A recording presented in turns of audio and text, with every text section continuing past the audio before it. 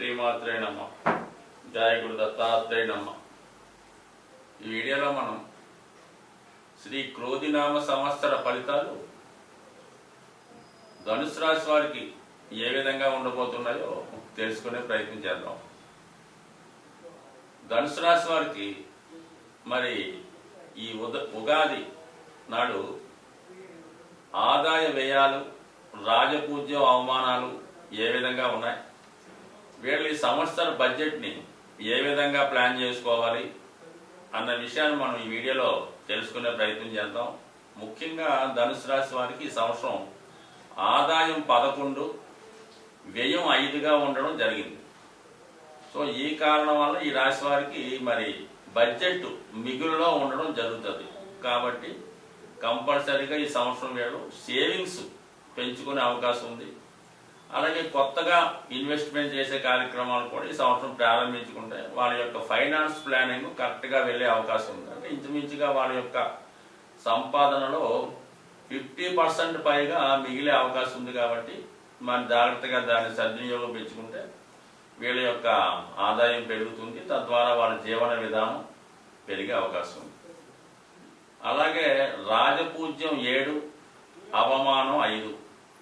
So ఇది కూడా మీ జాతకులకి అనుకూలంగానే ఉండడం జరిగింది. అంటే మరి ఎక్కడికి వెళ్ళినా సరే మంచి గౌరవం, గుర్తింపు రావడం జరుగుతుంది. సాధారణంగా మరి ధనుసు రాశి వారికి గౌరవమే కోరుకుంటారు. ధనానికన్నా వీళ్ళకి చక్కగా గౌరవిస్తే చాలా హ్యాపీ ఫీల్ అవుతుంటారు. ముఖ్యంగా ఇది ఎన్నికల్లో పోటీ చేస్తున్న వారికి కానీ ఏదన్నా పదవి ఆశిస్తున్న వారికి కంపల్సరీగా విజయావకాశాలు చాలా ఎక్కువగా ఉన్నాయి. సో అలాగే ప్రభుత్వ అధికారులకి వాళ్ళకి ప్రమోషన్ రావడం, రాజకీయ నాయకులకి వారు కోరుకున్నటువంటి పార్టీలో సీటు రావడం, తద్వారా విజయావకాశాలు కూడా అనుకూలంగా ఉన్నాయి. దానికి తగిన ఆదాయం కూడా ఉంది. కాబట్టి మరి ఈ సంవత్సరం ఈ రాశి వారు ఎంతో కాలంగా ఎదురు చూస్తున్నటువంటి వాళ్ళ యొక్క జీవిత ఆశయాన్ని నెరవేర్చుకునే అవకాశం ఉంది. సో ఏదన్నా గౌరవం, గుర్తింపు, దాంతోపాటు ధనం కూడా వచ్చే అవకాశం ఉంది. కాబట్టి మొత్తం మీద ఈ రాశి వారికి ఈ సంవత్సరం అంతా కూడా మరి ఆర్థిక పరంగా బాగుంటుంది, గౌరవప్రదంగా ఉంటుంది. తద్వారా గతంలో చేసిన రుణాలు మరి ఇప్పుడు తీర్చుకొని రుణాల నుంచి బయటపడే సూచనలు కూడా మరి వాళ్ళు జాగ్రత్తగా ప్లాన్ చేసుకుంటే ఉండే అవకాశం ఉంది. సో ఏదైనా ఈ రాశి వారికి ఫైనాన్స్ బడ్జెట్ ఓకే. ఇక గురుగ్రహ ప్రభావం మాత్రం ఈ రాశి వారికి 9వ తారీఖు ఏప్రిల్ నుండి 30వ తారీఖు ఏప్రిల్ వరకు పంచమ స్థానంలో ఉన్నటువంటి గురువు 6వ స్థానంలోకి మారడం జరుగుతూ ఉంటుంది. ఒక విధంగా 6 అన్నది ఈ రాశి వారికి మరి అర్ధ త్రికోణం. అంటే వీళ్ళ యొక్క ఉద్యోగ విషయాలు, ఆర్థిక విషయాలు, ఆర్థిక సంబంధించిన విషయాలు, కుటుంబ వ్యవహారాలు, అలాగే పదవి సంబంధించినవి, ఇవన్నీ కూడా 2, 6, 10 స్థానాలు యాక్టివేట్ అవ్వడం జరుగుతుంది. ముఖ్యంగా కుటుంబ విషయాల మీద శ్రద్ధ పెడతారు. కుటుంబ అవసరాలకు తగినటువంటి సదుపాయాలు, సౌకర్యాలు, ఆర్థిక వనరులు సమకూర్చే అవకాశం ఉంది. కుటుంబంలో సంఖ్య కూడా పెరిగే అవకాశం ఉంది. దానివల్ల మీ కుటుంబంలో సంతానం ఎవరికైనా కలగడం కానీ, కొత్తగా వివాహం జరిగి వారి కోడలు కానీ, అల్లుడు కానీ మీ కుటుంబంలో రావడం కానీ జరిగే అవకాశం ఉంది. అలాగే కుటుంబ విషయాలు, శుభకార్యాలు కూడా జరిగే అవకాశాలు ఉంటాయి. ఇంకా 6వ భావం అనేది ఉద్యోగంలో చాలా నైపుణ్యంగా ఉంటారు. అలాగే చాలా నిజాయితీగా వ్యవహరిస్తారు, విలువలు పాటిస్తూ ఉంటారు. ఇంకా 10వ స్థానం కాబట్టి ఇది ఉపాధ్యాయ వృత్తి, ఆధ్యాత్మిక చింతన, ఎండోమెంట్స్ డిపార్ట్మెంటు, న్యాయవాది వృత్తిలో ఉన్న వారికి గౌరవప్రదంగా ఉంటుంది. వృత్తిలో కూడా మీకు పదవోన్నతి లభించే అవకాశం ఉంది. సో మొత్తం మీద గురువు ఓకే.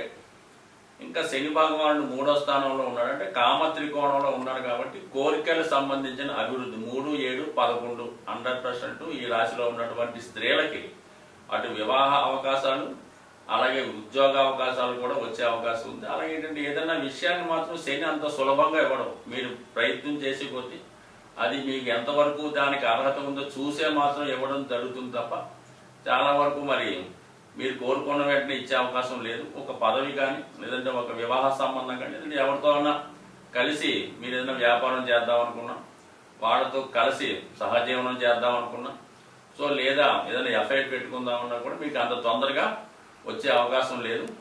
సో జాగ్రత్తగా వ్యవహరించడం మంచిది. మరి చాలా వరకు ఇటువంటి విషయాల్లో జాగ్రత్త వ్యవహరించడం మంచిది. బట్ ఏదైనా ఆధ్యాత్మిక రంగంలో ఉన్న వాళ్ళకి మరి భగవంతుని యొక్క అనుగ్రహం తప్పకుండా లభిస్తుంది. ఈ రాశి వారి కోరికలు ఎంత తక్కువ పెంచుకుంటే అంత హ్యాపీగా ఈ సంవత్సరం ఉండే అవకాశం ఉంది. కాబట్టి అర్హత లేని కోరికలు కానీ మనకి అక్కర్లేని విషయాలు తలదోర్చకుండా చక్కగా ఉంటాయి. కంపల్సరీగా మిమ్మల్ని ఈ శని భగవానుడు క్రమశిక్షణతో ముందుకు తీసుకెళ్లే అవకాశం ఉంది. ఇది రాజకీయ రంగంలో ఉన్న వాళ్ళకి కూడా ప్రజల సహకారంతో మరి అలాగే మాస్ యొక్క ఫాలోయింగ్ ఎక్కువ ఉండే అవకాశం ఉంది. కాబట్టి మరి రాజకీయ నాయకులకి విజయ అవకాశాలు కూడా పుష్కలంగా ఉన్నాయి. మొత్తం మీద గురువు మరి మోక్ష త్రికోణాన్ని, గురువు అర్ధ త్రికోణాన్ని, శని భగవానుడు కామ త్రికోణాన్ని పరిపాలిస్తుంటే రాహు మోక్ష త్రికోణాన్ని పరిపాలిస్తున్నాడు. అంటే 4వ స్థానంలో ఉన్నటువంటి రాహు 4, 8, 12 భావాలు యాక్టివేట్ చేయడం జరుగుతూ ఉంటుంది. సో ఈ కారణం వల్ల జాతకుడు మరి కొద్దిగా అన్య ప్రదేశాల్లో జీవించడం, అలాగే ఫారెన్ కల్చర్కి అలవాటు పడటం, అలాగే కొన్ని ఆధ్యాత్మిక కేంద్రాల ముసుగులో వ్యవహరిస్తున్నటువంటి కొన్ని అనాచార కార్యక్రమాల్లో పాల్గొనడం లాంటివి కూడా జరిగే అవకాశం ఉంది. బయటికి జాగ్రత్తగా కనబడుతూ తన యొక్క ఆలోచన సరళి జీవన విధానంలో వేరే ఆలోచనలు వచ్చే అవకాశం ఉంటుంది. కాబట్టి సాధ్యమైనంత వరకు జాతకుడు వ్యసనాల జోలికి, విపరీత కోరికల జోలికి వెళ్లకుండా మంచిది. సాధ్యమైనంత వరకు ధనుసు రాశి వారి కార్యక్రమాల్లో పాల్గొనరు. కానీ మరి రాహు 4వ స్థానంలో ఉండడం తప్పనిసరిగా గృహాన్ని విడిచి వేరే ప్రాంతానికి వెళ్ళవలసి ఉంటుంది. సాధారణంగా విదేశీ అవకాశాలు కానీ ఏదైనా ఆధ్యాత్మిక కేంద్రాలు కానీ సో ఏదైనా ప్రకృతి ఆశ్రమాలు లాంటివి చేరే అవకాశం ఉంది. కాబట్టి అక్కడ ఎటువంటి అనాచార కార్యక్రమాలు లేకుండా జాగ్రత్తగా చూసుకోండి. చాలా వరకు అటువంటి భ్రమలో పడే అవకాశం ఉంది. కాబట్టి ఇది చెప్పడం జరుగుతుంది. మొత్తం మీద ఈ గురువు శని ఈ రాశి వారికి అనుకూలంగా ఉండడం జరిగింది. కాబట్టి మరి ఈ రాశివారు ఈ సంవత్సరం మీ గ్రహాల అనుకూలత కోసం దక్షిణామూర్తి ఆరాధన వీలైతే ఈ సంవత్సరంలో ఒకసారి మరి తిరుపతి లాంటి పుణ్యక్షేత్రాలు కానీ దగ్గరలో ఉన్నటువంటి ద్వారకా తిరుమల లాంటిది కానీ ఏదో ఒక వెంకటేశ్వర స్వామి క్షేత్రాన్ని దర్శించడం వల్ల ఈ ఈ ధనుసు రాశి వారికి వారు కోరుకున్న విధంగా మరి మంచి ఫలితాలు పొందుతారని ఆశిస్తూ స్వస్తి. శ్రీమాత్రే నమః. జయ గురు దత్తాత్రేయ నమః. ఈ వీడియోలో మనం ఉగాది సందర్భంగా శ్రీ క్రోధినామ సంవత్సర ఉగాది ఫలితాలు మకర రాశి వారికి ఏ విధంగా ఉండబోతున్నాయి అన్న విషయాన్ని మనం పరిశీలిద్దాం. సాధారణంగా ఉగాది ఫలితాలు అంటే సంవత్సరం మొత్తం ఫలితాన్ని పరిశీలించడం జరుగుతుంది. మరి ముఖ్యంగా మనం ఈ వీడియోలో ఈ మకర రాశి వారి యొక్క బడ్జెట్, జీవన విధానం, వాళ్ళ యొక్క విన్నింగ్ ఛాన్సెస్ ఏ విధంగా ఉండబోతున్నాయి అన్న విషయాన్ని మనం పరిశీలించే ప్రయత్నం చేద్దాం. మరి ఈ రాశి వారికి ఫైనాన్స్ బడ్జెట్ 14 ఆదాయం, 14 వ్యయం. అంటే చక్కగా ఆదాయము 100% చాలా అనుకూలంగా ఉంది.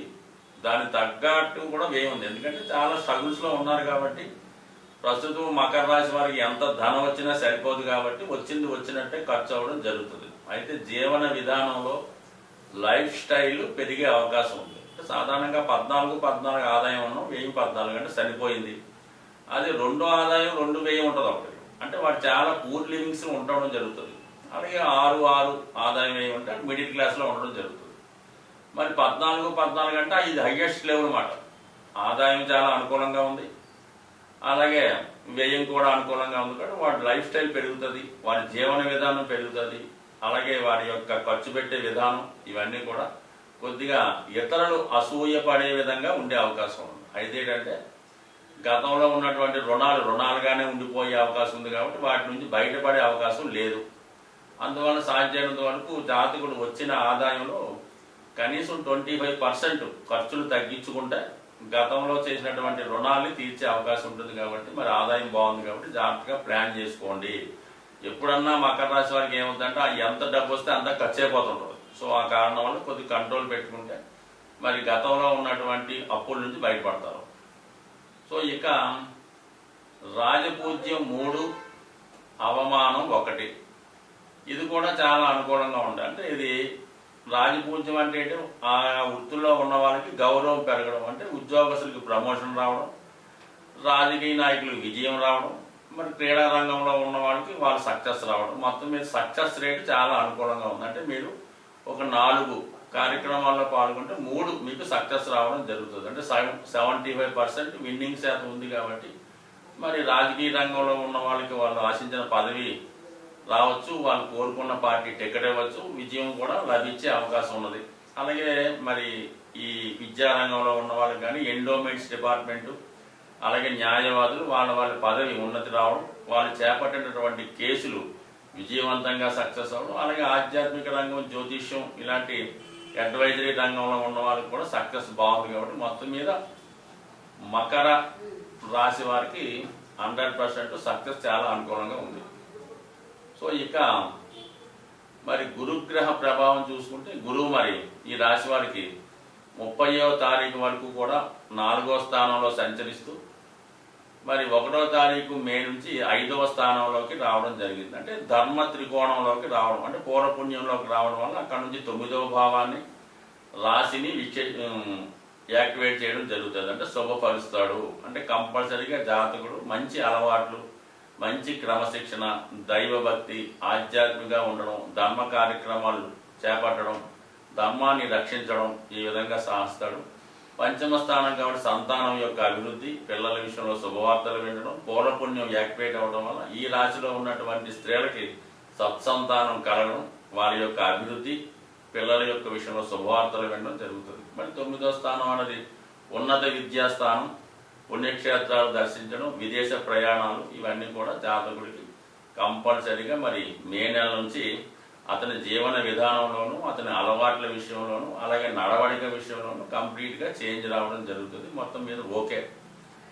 ధనస్థానంలో ఉన్నటువంటి శని ఈ సంవత్సరం అంతా కూడా అర్ధ త్రికోణాన్ని పరిపాలించడం జరుగుతుంది. అంటే 2, 6, 10 వృత్తి సంబంధించిన విషయాలు, కుటుంబ విషయాలు, చాలా వరకు కుటుంబ సభ్యులు క్రమశిక్షణతో వ్యవహరించడం, వారి యొక్క జీవన విధానం పెంచుకోవడం, కష్టపడడం, కుటుంబాన్ని క్రమశిక్షణతో పెంచడం జరుగుతుంది. అంటే వాళ్ళకి ఏదైతే అవసరం ఉంటుందో అంతవరకు ఖర్చు పెట్టడం, చాలా వరకు మరి మిగతా విషయాలు తగ్గించి మరి నిజాయితీగా ఉండడం చేస్తూ జరుగుతుంది. వృత్తిలో కూడా చాలా స్ట్రిక్ట్గా ఉంటారు, ఓవర్ వర్క్ చేస్తారు, కానీ ఆశించిన ఫలితం రాదు, కానీ సంతృప్తికరంగా ఉంటుంది. జాతకుడు ఎంత కష్టపడితే అంత ఫలితాన్ని పొందడం జరుగుతుంది. అంటే శని ఎప్పుడు కూడా కష్టానికి తగింది మాత్రం ఇస్తాడు తప్ప ఎట్టి పరిస్థితులు కూడా ఎక్సెస్ ఇవ్వడం జరగదు. కాబట్టి సాధ్యమైనంత వరకు మరి ఈ కుటుంబ సభ్యుల యొక్క క్రమశిక్షణ, ఉద్యోగంలో నిజాయితీ, అలాగే మంచి నైపుణ్యవంతులు కావడం జరుగుతుంది. మొత్తం మీద శని భగవానుడు, గురు భగవానుడు ఈ మకర రాశి వారికి 100%